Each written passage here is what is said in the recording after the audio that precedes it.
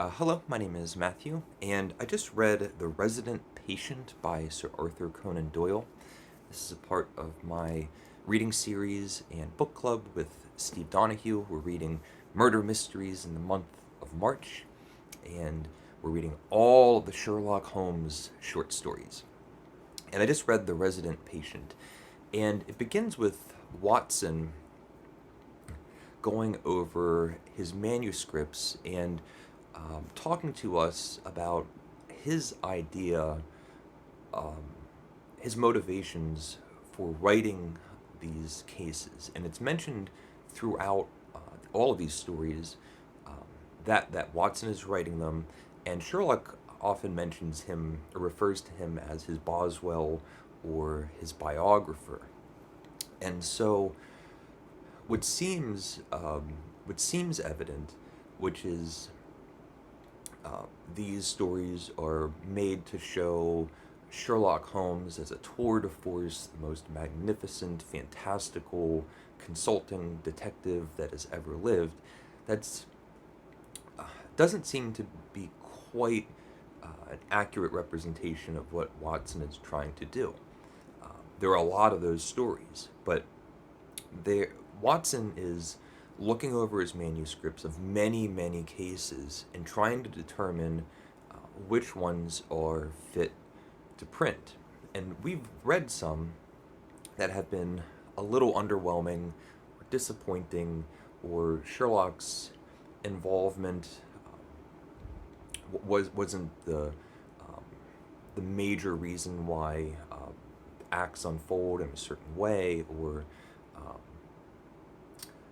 come to a resolution at all. And Watson is explaining his train of thought and how he picks these stories. And it's to show all the different kinds of ways that Sherlock figures things out, um, married with the unusualness of the case. So it's not just about Sherlock figures out all the cases. And I think that's really interesting that Arthur Conan Doyle and Watson are constantly looking at Sherlock from many, many directions. It's just not him going straight through these cases like a bull or something. And the resident patient is um, structured just like every other story. Watson and Sherlock, they're at home, they go for a walk, they come back to the apartment in Baker Street, and there's a doctor waiting for him. And the doctor begins the story, a very unusual story full of lots of unlikely, strange events. And it's one of the better short stories on its own outside of the context of um, Sherlock and Watson being involved. And it's a young doctor who is a promising and bright and competent, has won awards, has had some notoriety, but he doesn't have the funds to be able to start up a practice, and as a result, he's not doing very well. And then one day, a strange character visits him. Says, "You're this bright doctor. I want to invest in you. I'm gonna get a small medical practice. I'm gonna pay for the whole thing, the house, room, and board, everything. And I'm gonna take 3/4 of what you make from patients. Everything else is funded for." And it's very strange, but that this doctor decides it might be a step in the right direction. Just the first step of many, maybe. And the investor turns out to be a strange character. He's nervous and excitable. Um, he has a very regular routine of going for his walks and making sure he gets his portion of the daily allowance or money that the doctor had made, and very unusual, but things are kind of working out. There's nothing too suspicious at this point. And then there's news of a bank robbery, or a break-in maybe, just in the paper, which causes the investor to just go completely paranoid. He wants to get bigger bolts on the doors, bar up the windows, and the doctor just doesn't understand why there's such an overreaction. And then we have these two more unlikely characters show up: a Russian, a sickly Russian nobleman, and his Herculean son. And the Russian nobleman has some sort of epileptic fit that is maligning him, and is coming to see this doctor that specializes in nervous fits. And as the doctor is consulting and having the examination with the nobleman, the son, the Herculean son, is waiting outside in the waiting room. It's an empty household other than a few pages and maids and things like that. The doctor steps out of the room for a moment, and when he comes back, everybody's gone. The strangest thing, he's walking around the different rooms, he's walking over to the door, they're not to be found. The investor comes back from his walk, he decides not to mention anything. The next day, the Russian nobleman and the Herculean son come back. They have a flimsy story as to why they left in the first place, and again want to have their consultation. And later that night, after they had left, our investor is just in the throes of panic that someone has been in his room, and he can see footsteps.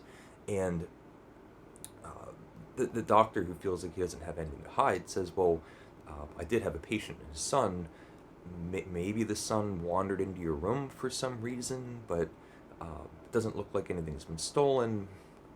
Could have been harmless. And the investor just doesn't want to hear anything about it. Think that this is major, dangerous events that are about to unfold. Complete panic.